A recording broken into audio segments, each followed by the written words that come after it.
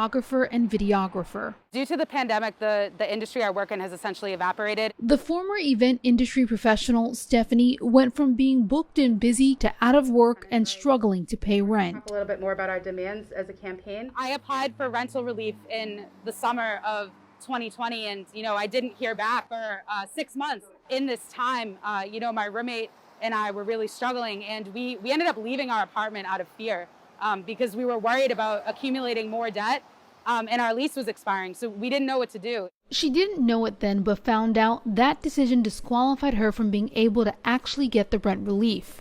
Now, she owes thousands in back rent and has no idea where the money from that will come from. And also see if you might be available to come to one of our webinars coming up this week. She's joined the group Cancel the Rents Boston, fighting for a change in how officials are managing rent relief. A lot of people are in this situation. A lot of people are have applied for this relief and have gone months without hearing back. And in that time span, a lot can happen. Diane Yantel is with the National Low Income Housing Coalition, which has followed rent relief distribution around the country. She says 2 issues have caused the delays in getting rent relief to those in need. 1, programs being understaffed and overwhelmed. And 2, the bigger issue, programs having overburdened themselves and tenants with bureaucracy. Some of them had additional restrictions on the funds unnecessarily.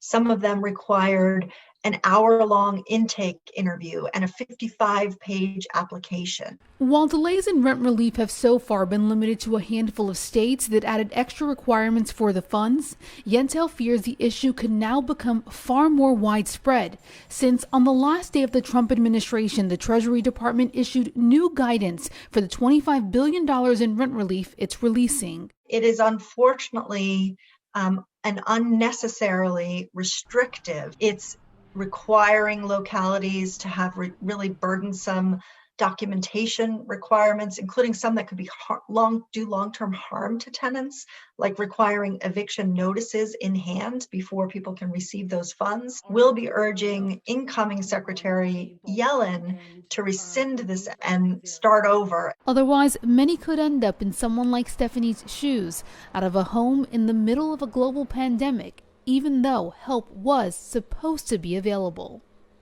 I'm Alicia Nieves reporting.